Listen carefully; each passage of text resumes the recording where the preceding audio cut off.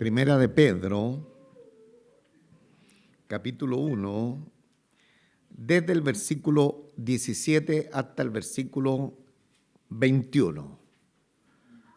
Voy a dar lectura a esta preciosa palabra en el nombre del Señor Jesús.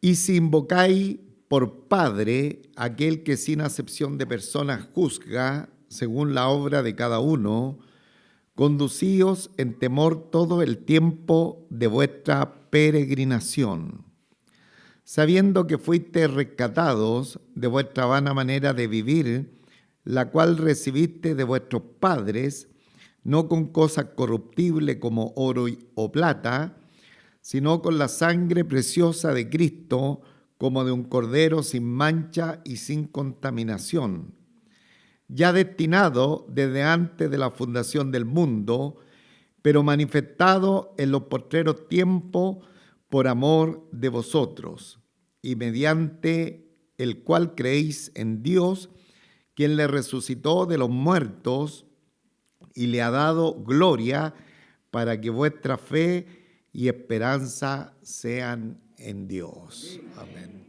Padre nuestro, te damos muchísimas gracias por esta preciosa oportunidad de estar reunidos en tu casa de oración para recibir el consejo de tu palabra, para ser enseñado en las áreas que cada uno de nosotros necesitamos. Gracias, Señor, porque estamos enfrente de esta palabra viva, de esta palabra que es viva y eficaz y más cortante que toda espada de doble filo.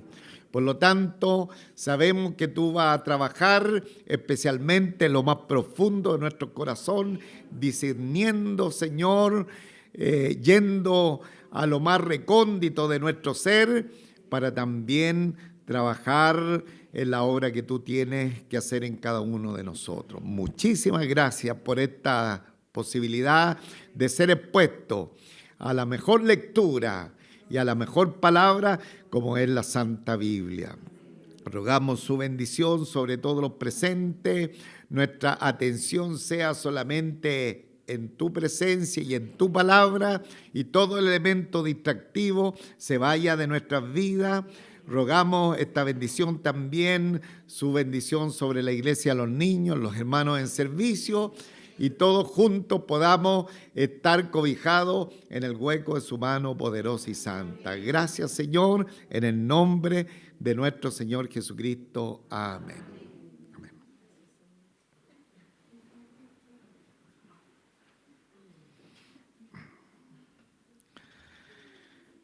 Quiero iniciar, hermanos, esta palabrita, o más que palabrita, esta palabra del Señor,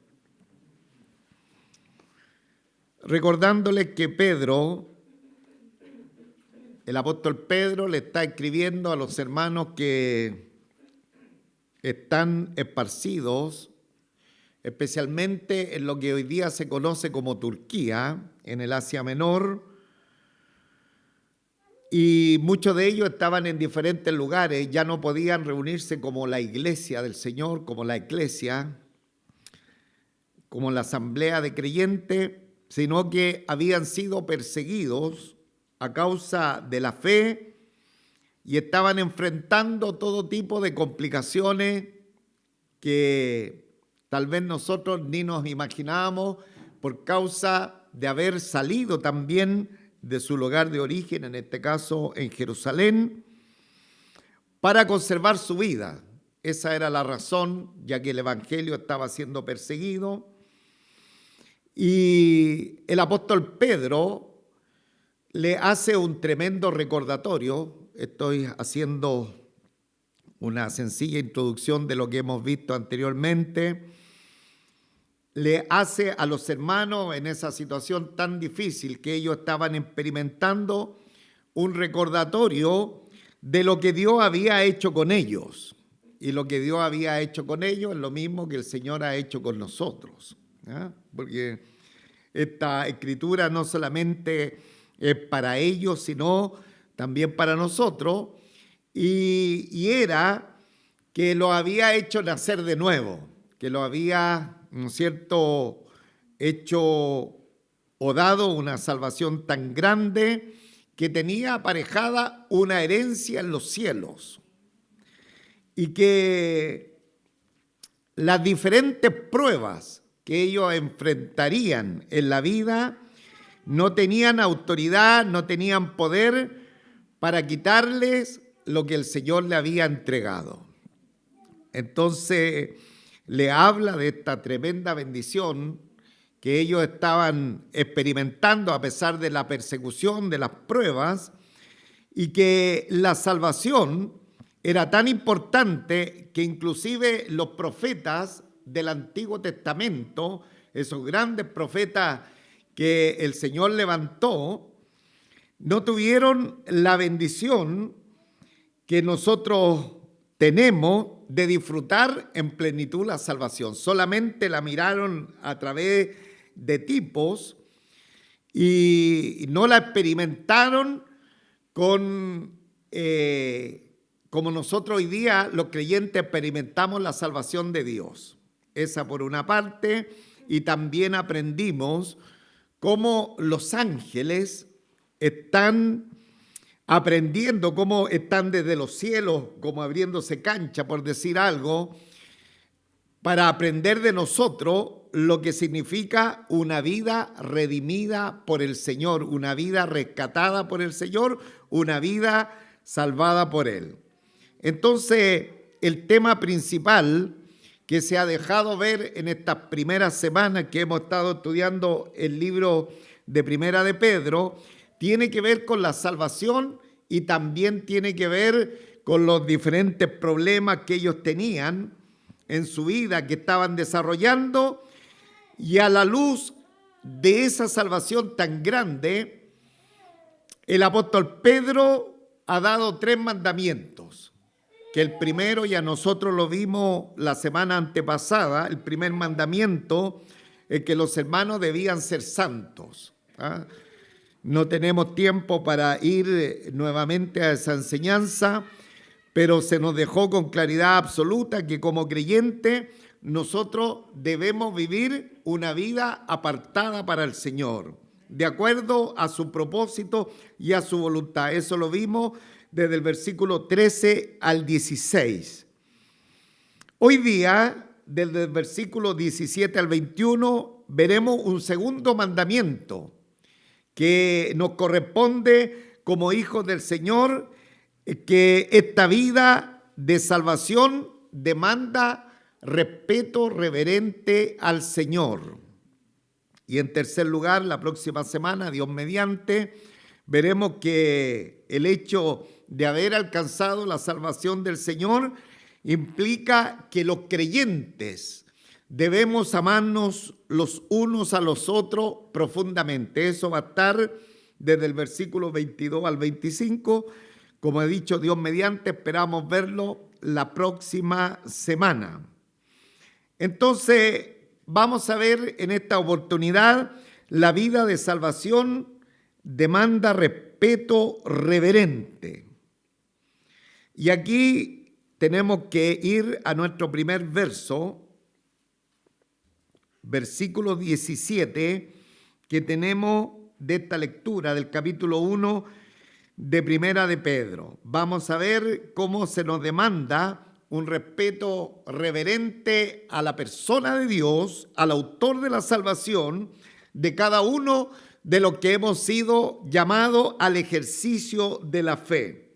Leo primeramente el versículo 17 y luego vamos viendo algunos detalles que son bien interesantes en la palabra del Señor. Dice: y si invocáis por Padre aquel que sin acepción de personas juzga según la obra de cada uno, conducíos en temor todo el tiempo de vuestra peregrinación. Toda la iglesia. Y si invocáis por Padre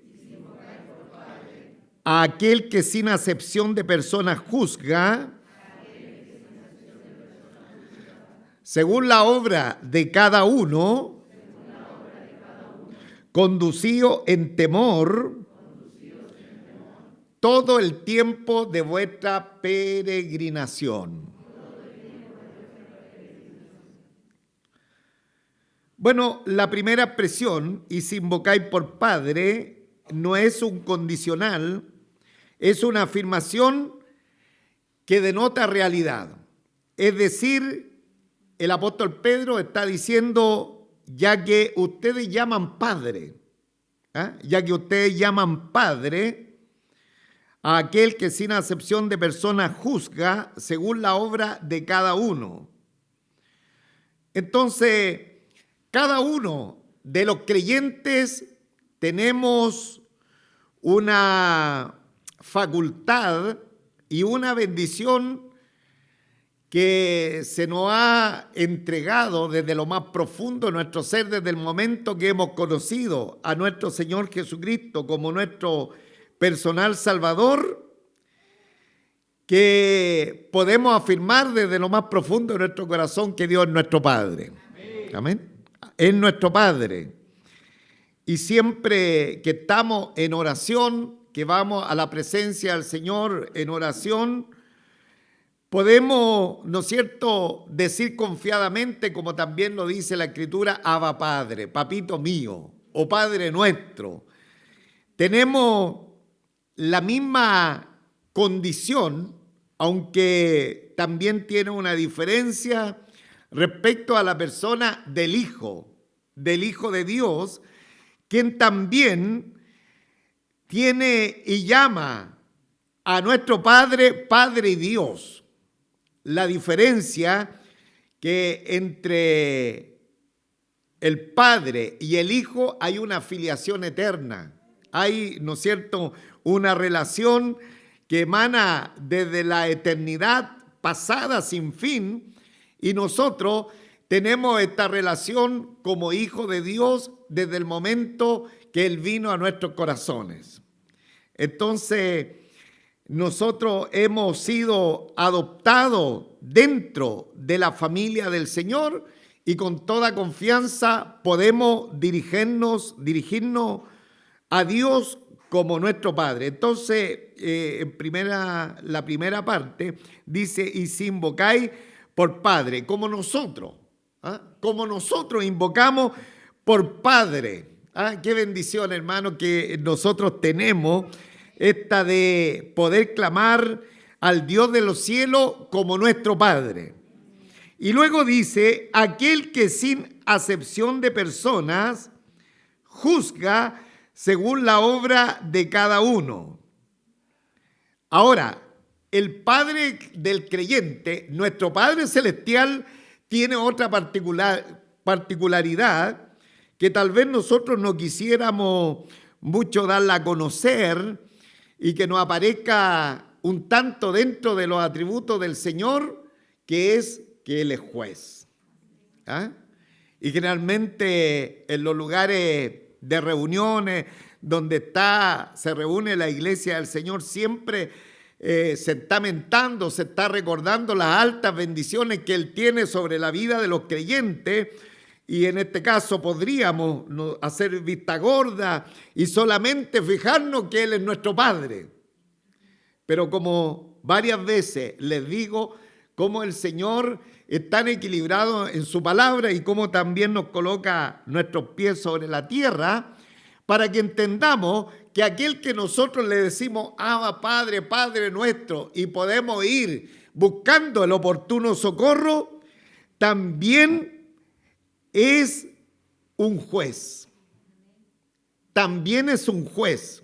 Y no solamente es un juez de los no creyentes, sino también es juez de los creyentes. Entonces el texto bíblico dice, y si invocáis por Padre, aquel que sin acepción de personas juzga según la obra de cada uno. Entonces, este juez que nosotros tenemos, que es nuestro Padre, que es uno de sus atributos, hace juicio sin acepción de persona, es decir, juzga de manera imparcial a toda la existencia, a toda la creación de las personas. Y Y es la razón que nosotros, cada uno de los creyentes, debemos ser muy conscientes que un día seremos llamados a responder de nuestra vida delante de su presencia.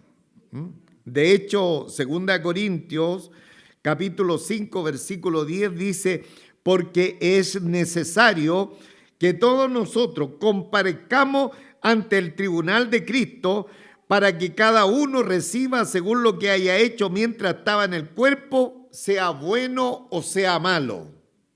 Un texto que debiéramos conocer muy bien, porque ahí se deja ver otro de los atributos de nuestro Padre, que Él también es juez y que no va a ser vista gorda con ninguno de sus hijos, hermano.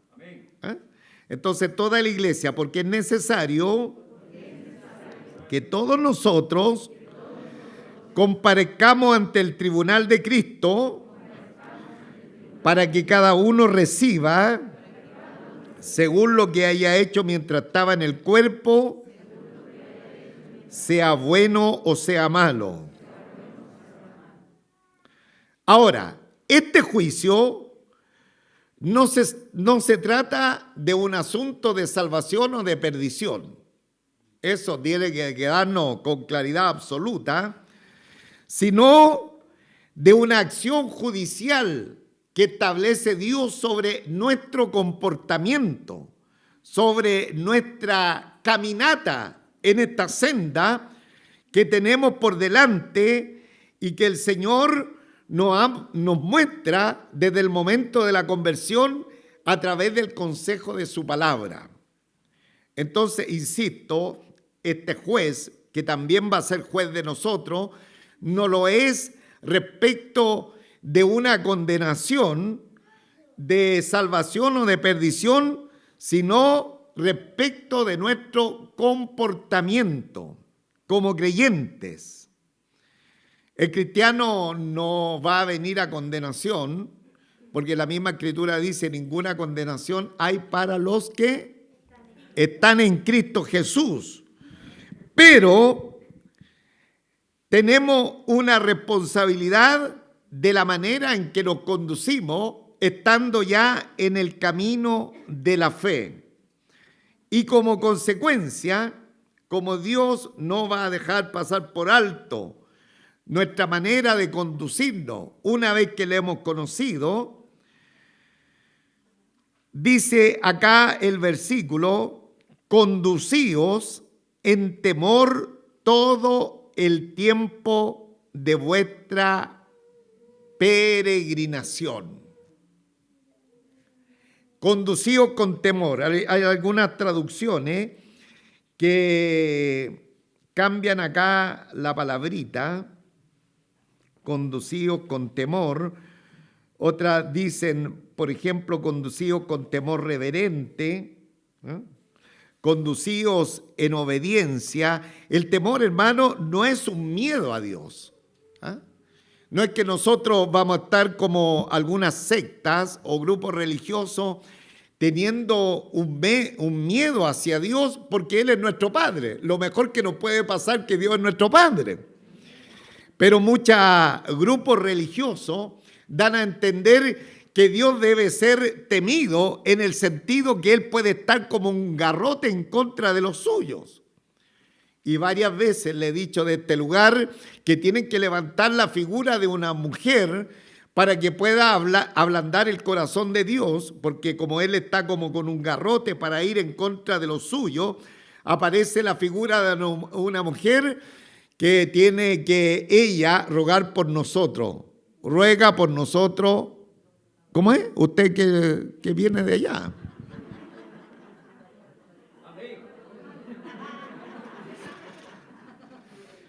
¿Cómo es? Ruega por nosotros, pecadores, ahora y para... No vaya a pensar que estamos recitando un texto bíblico. Entonces se levanta esta figura de como que el temor de Dios es eso, porque un Dios airado que está, ¿no es cierto?, arrugado, rojo de arriba, con un garrote en contra de nosotros. El temor de Dios Si uno empieza a revisar la Escritura, no corresponde a eso, sino que el temor a Dios implica en todos los versos de la Escritura que habla del temor a Dios, habla de obediencia a Dios y de amor a Dios. Entonces, cuando una persona está temiendo a Dios, le está obedeciendo y ¿qué más? Le está amando. Le está amando. Entonces, el texto bíblico dice, como consecuencia de que nosotros le llamamos por Padre, debemos conducirnos en temor todo el tiempo de nuestra peregrinación. ¿Ah? Bueno, ya se les dijo a los hermanos en el primer versículo que nosotros vimos, Pablo, apóstol de Jesucristo, a los expatriados de la dispersión en el Ponto, Galacia, Capadocia, Asia y Bitinia. Los hermanos estaban expatriados, eran peregrinos, estaban viviendo en la diáspora. De la misma manera se les dice acá, y el Espíritu Santo nos dice a nosotros, que tenemos que conducirnos a causa de la acción judicial que Dios, sin acepción de persona, dará a cada uno de los suyos. Debemos conducirnos en temor todo el tiempo de nuestra diáspora, de nuestra peregrinación, de nuestra estadía en este mundo que no es el mundo de Dios, sino que este mundo tiene como príncipe a Satanás. Y en este periodo de tiempo de peregrinación, que es un corto tiempo respecto a la eternidad que viviremos con Dios, dice que debemos conducirnos en temor, ¿cuánto tiempo? Todo el tiempo, o sea, desde que nosotros fuimos llamados al ejercicio de la fe, nuestra vida tiene que ser en amor y en obediencia al Señor, no una vez por semana, no 2 semanas de 4, no una vez al mes, sino todo el tiempo de vuestra peregrinación. ¿Ah? Entonces, toda la iglesia conducido en temor, todo el tiempo de nuestra peregrinación. ¿Ah? Sí, porque el Espíritu Santo nos está hablando a nosotros. Entonces, hermanos, cuando venimos a la fe, ya no se puede echar una canita al aire. ¿Ah? Ya no puede decir, me voy a dar una licencia o en fin, ahora me voy a dar vacaciones espirituales. No, porque también, así como clamamos al Padre, nuestro Padre es un juez. Y el juez que no va a hacer acepción de persona, que Él está mirando con su mirada escrutadora, con sus ojos que son, como dice el libro de Apocalipsis, como llama de fuego. Él está mirando lo más íntimo de nuestro ser y está observando nuestra manera que nos estamos conduciendo en nuestra peregrinación. Por lo tanto, cada uno de nosotros debemos tener este temor reverente, esta obediencia. Y esta obediencia decanta especialmente cuando amamos. Y en la medida que más amemos a nuestro Señor, más le vamos a obedecer. Amén. Entonces, conducido en temor todo el tiempo de nuestra peregrinación. Entonces, ¿cuántos peregrinos hay acá? ¿Ah? Somos todos peregrinos, somos todos extranjeros que pasamos por el mundo, pero no somos del mundo. Y los peregrinos siempre debemos estar mirando las cosas de arriba. ¿Ah? Mucha gente incluso demuda su apariencia, su rostro, su manera de ser por circunstancias de esta vida presente. Por ejemplo, en este tiempo, las cosas políticas que pasan en el mundo, no solamente en nuestro país, muchas veces las personas quedan encontradas, enojadas, amargadas todo el día.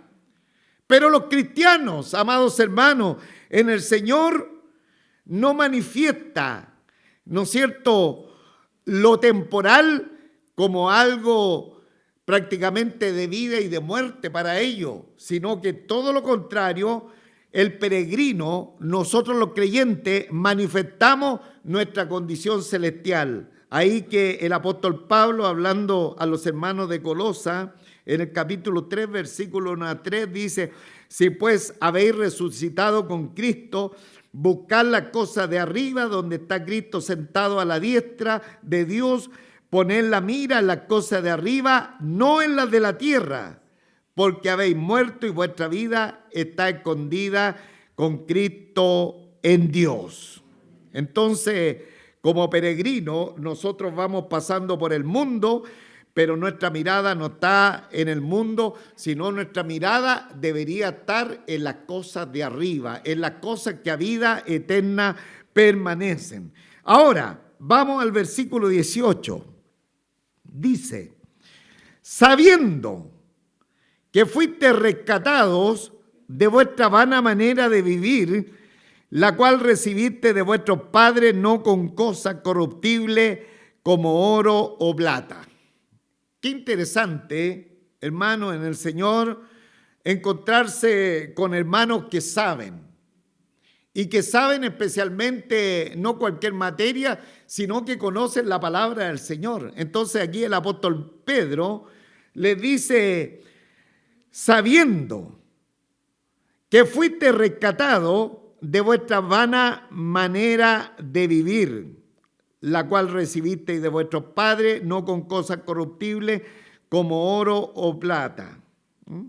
Entonces, los creyentes de aquel tiempo y los que estaban de peregrino en la diáspora sabían lo que implicaba la doctrina de la redención, la doctrina del rescate, cómo hubo que pagar un alto precio por el problema del pecado, cómo hubo una entrega con un alto costo para que ellos fuesen rescatados de su vana manera de vivir. Y el tan alto valor que dice el versículo 18, sabiendo que fuiste rescatados de vuestra vana manera de vivir, la cual recibiste de vuestros padres, no con cosas corruptibles como oro o plata. Hoy día hay mucha publicidad respecto al oro y dicen, si usted quiere hacer inversión en este momento, que hay turbulencia económica, lo mejor que puede es comprar oro. Pero acá el apóstol Pedro dice que hay cosas que no tienen mucho valor. Y esto que no tiene mucho valor son cosas corruptibles como oro y plata. Bueno, estaba indagando por ahí que hay un ácido llamado agua regia, concentrado de ácido clorhídrico y nítrico, que tiene la capacidad de disolver el oro. Y de pronto dicen, el oro, ¿no es cierto? No le pasa nada. Pero químicamente esta agua regia, que tiene estos elementos, tiene la capacidad de disolver el oro. Y aquí el apóstol le está diciendo, mira, a ver, ustedes saben lo que es la redención, cómo fueron rescatados de vuestra vana manera de vivir, no con cosas corruptibles como oro y plata. Hay algo que tiene mucho más valor, que es mucho más importante que el oro y que la plata, y que es la forma de que ustedes fueron redimidos, que ustedes fueron salvados, que ustedes alcanzaron la salvación de Dios. Ahora, en el intertanto también dice, la cual recibiste de vuestros padres. Desde que nuestros primeros padres, allá en el huerto del Edén, pecaron a la presencia del Señor, de ahí en adelante, todos los hijos que nacen de los lomos de nuestros primeros padres vienen con la imputación del pecado. Cada uno de nosotros hemos recibido, ¿no es cierto?, esta vana manera de vivir, y la recibimos de nuestros padres. O sea, desde Adán en adelante, todos los que nacen, hasta el último que nacerá, viene con la imputación del pecado. y es un problema, es como lo colocamos de esta manera. Usted va a hacer una fotocopia y esa fotocopia, el original de la fotocopia tiene una mancha. Obviamente que si usted no le saca la mancha, todas las copias le van a salir manchadas. Es exactamente lo mismo que sucedió con la humanidad. Nuestros primeros padres recibieron la horrible mancha del pecado y de ahí en adelante se transmitió de generación en generación, insisto, hasta el último hombre que nacerá en esta vida presente, vendrá con la imputación del pecado. Entonces, el texto bíblico dice, sabiendo que fuiste rescatado de vuestra mala manera de vivir, la cual recibiste de vuestro Padre, no con cosas corruptibles como oro y plata. Entonces, habiendo dicho que el tema de la redención tiene un costo mayor que el oro y que la plata. Algo más importante que el oro y que la plata. Entonces nos preguntamos, ¿cuál fue el precio que costó nuestra salvación? Y ahí el versículo 19 nos responde. Sino con la sangre preciosa de Cristo, como de un cordero sin mancha y sin contaminación. Sino con la sangre preciosa de Cristo, como de un cordero sin mancha y sin contaminación. Cuando la Biblia habla del derramamiento de sangre de nuestro Señor Jesucristo, tiene que ver con que nuestro Señor entregó su vida. Lo antiguo, y especialmente en el Antiguo Testamento, siempre la sangre implicaba vida. Por lo tanto, cuando se habla de derramamiento de sangre, es justamente entregar la vida. Ese es el significado más importante. La sangre preciosa, o sea, la entrega de la vida por la expiación de nuestros pecados, dice el texto bíblico, como de un cordero sin mancha y sin contaminación. Ahora hay mucha gente que puede dar la vida por diferentes cosas. De hecho, cada uno de nuestros países tiene héroes nacionales que tiene, ¿no es cierto?, y la historia lo eleva como personaje importante. ¿Y qué hicieron ellos? Dieron su vida por alguna causa. Inclusive hay terroristas extremos en diferentes países que también dan su vida por alguna causa que ellos consideran importante. Entonces, da la impresión que nuestro Señor podría estar a la altura de ellos también porque Él dio su vida por una causa. Pero la diferencia que nos encontramos aquí en la palabra del Señor, sino con la sangre preciosa de Cristo, como de un cordero sin mancha y sin contaminación.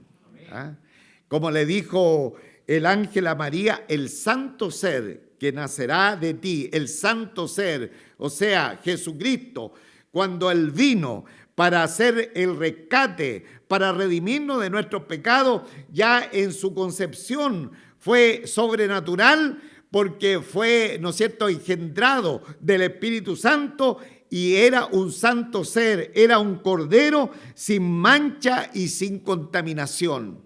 Por eso muchas causas que las personas hacen, dando su vida por causas materiales o por alguna idea, por algunos pensamientos, y se inmolan muchas veces, no surgen muchos efectos. Pasa el tiempo y ya quedó eso sin pena ni gloria. Sin embargo, la entrega de la vida, de la preciosa sangre, de la vida completa de nuestro Señor Jesucristo, como un cordero sin mancha y sin contaminación, provoca un efecto extraordinario que es la salvación, la transformación de la vida de aquellos que creen en el Señor Jesucristo. Eso sí que tiene efecto, hermano, en el Señor. Eso sí que trae resultados. Lo demás pasa, hermano. Hemos visto cuántos héroes han dado su vida por alguna causa y después la historia termina sepultándolos. Pero hay un pueblo que conoce al héroe de los héroes, que se llama Jesucristo el Señor, que entregó su preciosa sangre, que entregó su preciosa vida como un cordero sin mancha y sin contaminación, y que podemos dar testimonio que esa obra va provocando cambio en nuestro ser. Alabado sea el nombre del Señor.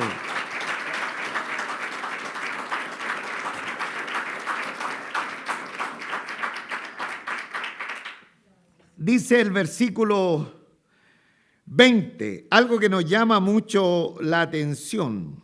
Ya destinado desde antes de la fundación del mundo, pero manifestado en los postreros tiempos por amor de vosotros. Ya destinado, o sea, el Salvador, el Redentor, fue destinado desde antes de la fundación del mundo. Desde antes de la fundación del mundo. O sea, desde que antes entrara el pecado al mundo, dice la Escritura que al Señor se le había preparado el cuerpo para que venga a hacer la redención. ¿Y qué logramos entender esto? Hermanos, que cuando pecaron nuestros primeros padres, como que algunos podrían pensar que a Dios le pilló de sorpresa el pecado, la entrada del pecado. Oh, ¿y ahora qué voy a hacer? Me pilló de sorpresa. Tengo que trabajar rápido para ver cómo zafamos esta situación. Pero la entrada del pecado no encontró de sorpresa a nuestro Dios, porque en la eternidad pasada, antes de los tiempos, antes de toda la creación, Dios en su sabia providencia, el Padre, el Hijo y el Espíritu Santo, el ser de Dios, la gloriosa Trinidad, ya había destinado esta salvación desde antes de la fundación del mundo. Ya destinado, o sea, la persona de nuestro Señor Jesucristo, la segunda persona de la Trinidad de Dios, Dios el Hijo, estaba ya destinado desde antes de la fundación para ser el Cordero de Dios sin mancha y sin contaminación que vendría a redimirnos. Alabado sea el nombre del Señor. A Dios nada lo pilla de sorpresa, hermano. Nada lo pilla de sorpresa. ¿Y por qué ideó este plan? Hermanos amados, no tenemos idea. Porque ¿quién conoce la mente de Dios y quién puede ser su consejero? Nadie. Porque Él es solo Dios. Tal vez en la eternidad lograremos entender lo que es el plan que ideó en la eternidad pasada, antes de la existencia de la creación y antes de la entrada del pecado. Pero ya en ese tiempo nuestro Señor Jesucristo se le había preparado cuerpo para que Él viniese y nos redimiese de nuestros pecados. Y dice, ya destinado desde antes de la fundación del mundo, pero manifestado en los postreros tiempos por amor de vosotros. Los postreros tiempos implican el tiempo desde la venida de nuestro Señor Jesucristo, desde su encarnación hasta el momento final cuando Él venga por segunda vez.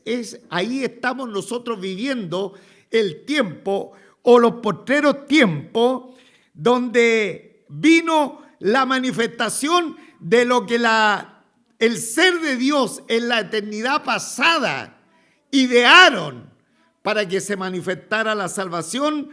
Ahora esta vino para ser manifestado en los postreros tiempos por amor de vosotros.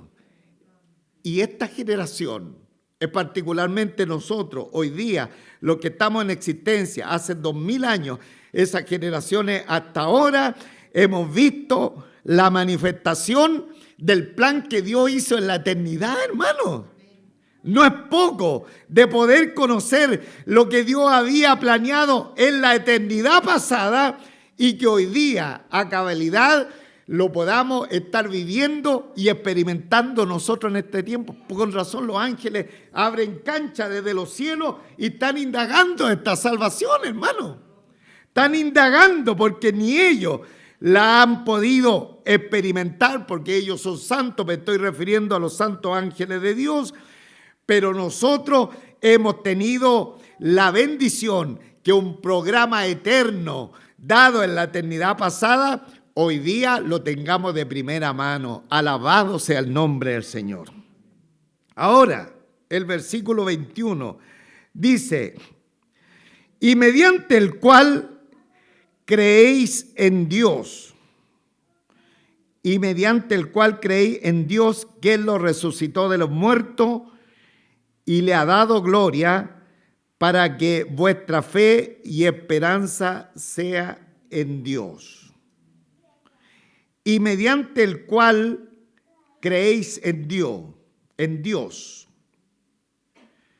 Ahora, si usted está notando, muchas veces el énfasis se coloca mucho en la persona del Dios Hijo, nuestro Señor Jesucristo, y también en la tercera persona de la Trinidad, Dios el Espíritu Santo. Pero en esta porción bíblica, el énfasis se está colocando sobre la persona del Dios Padre. Partió el versículo 17, y si invocáis por Padre. Y aquí se está haciendo énfasis a Dios Padre. Y dice, y mediante el cual creéis en Dios, ¿quién lo resucitó de los muertos? O sea, Dios ha resucitado a nuestro Señor Jesucristo de los muertos después que hizo expiación por nuestros pecados al tercer día.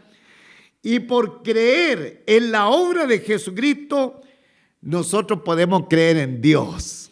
Bendito sea el nombre del Señor. Y mediante el cual creéis en Dios, que Él le resucitó de los muertos y le ha dado gloria. Esto es maravilloso, hermanos amados, porque ahí podemos ver los vituperios, vemos todos los sufrimientos que experimentó nuestro Señor Jesucristo, inclusive la muerte, pero después de la muerte dice que el Señor le ha dado gloria, que Dios le ha dado gloria a nuestro Señor Jesucristo. De la misma manera, hermano, nosotros podremos sufrir lo indecible o tal vez no tanto, pero finalmente el Señor nos va a dar su gloria. Él nos va a dar su gloria, Él nos va a resucitar también de los muertos porque somos hijos y nos va a dar su gloria para que nuestra fe y nuestra esperanza sean en Dios. Alabado sea el nombre del Señor. Qué precioso, hermano, la frase, le ha dado gloria. Y nos recuerda que, hermano, así como el sufrimiento de nuestro Señor Jesucristo provocó gloria, también a los que sufren hoy día por la causa del Señor, hay gloria por delante. Hay gloria por delante, hermanos amados en el Señor. Entonces, cuando nosotros de pronto somos un poquito orgullosos en nuestra manera de ser, aún como cristianos, el apóstol quiere recordarnos, tal como lo hizo Pablo, que nosotros no nos pertenecemos, porque fuimos comprados por un alto precio. No eres tuyo, habéis sido comprados por precio. Y por lo tanto, glorificar a Dios, dice el apóstol Pablo en 1 Corintios, en vuestro cuerpo. No nos pertenecemos, hermano. Nuestra vida no debe andar en esta vida presente como que somos libres y como que no, yo tengo plena libertad de hacer lo que quiera. No, hemos sido redimidos, hemos sido rescatados, hemos sido salvados y esta redención tuvo un alto precio, el valor de la sangre de nuestro Señor Jesucristo, el valor de la vida de nuestro Señor que Él la dio para redimirnos de nuestros pecados. Pónganse en pie, voy a terminar.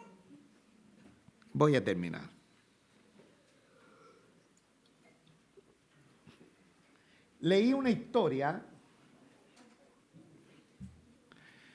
de un joven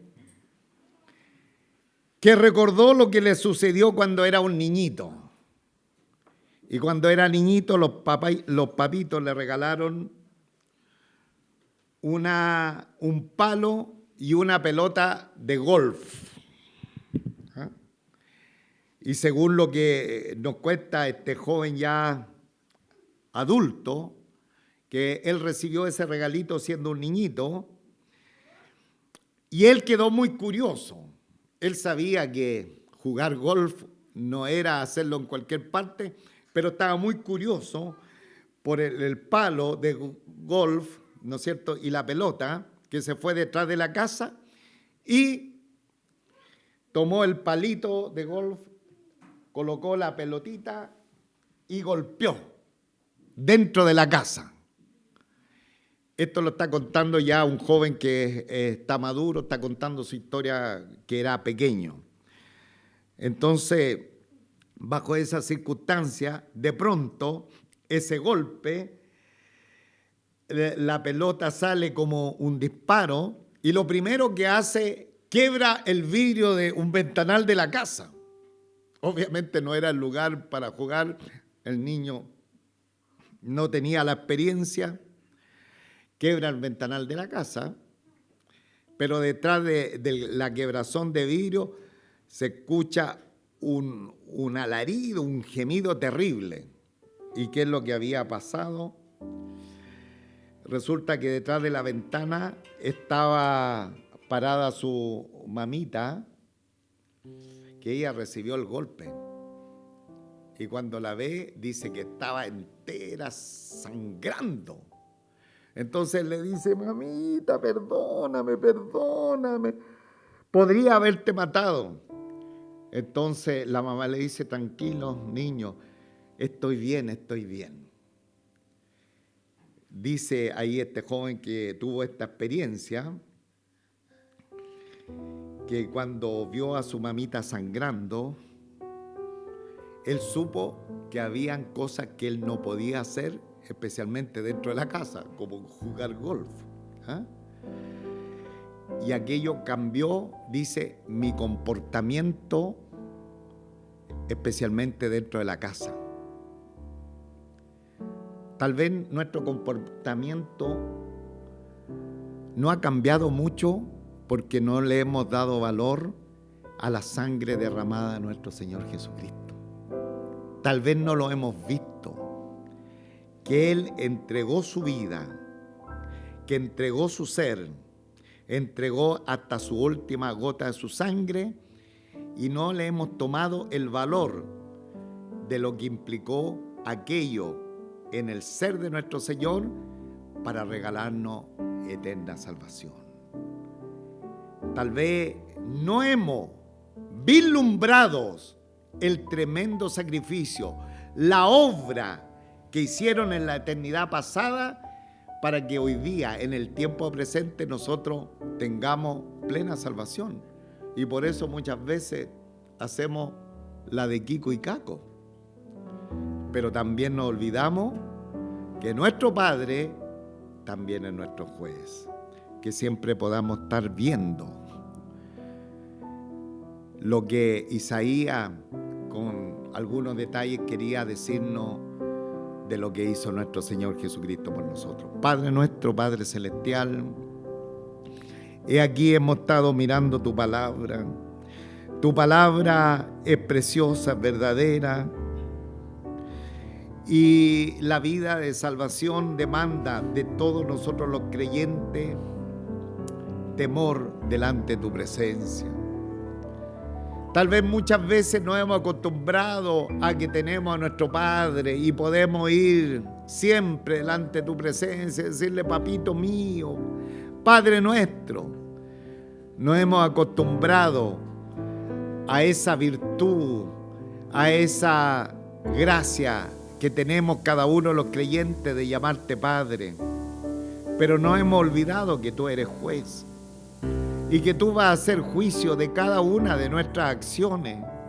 Pero la hemos olvidado porque no hemos tenido en consideración esta salvación tan grande que dice la Escritura, que tiene más alto valor que lo más costoso de esta vida presente, como podría ser el oro y la plata,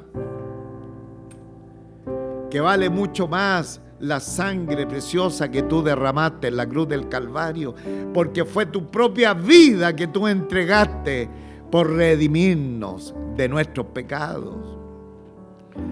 En esta preciosa oportunidad queremos que cada uno de los presentes podamos estar siempre mirando el tremendo sacrificio que tú hiciste en la cruz del Calvario, cómo tú entregaste tu vida, cómo derramaste hasta la última gota de tu sangre, porque la misma Escritura dice que sin sangre no hay remisión de pecado, porque si miramos tu rostro ensangrentado, tal como fue la experiencia de este joven cuando vio a la mamita toda ensangrentada, él entendió que habían cosas que nunca más podría hacer dentro de la casa.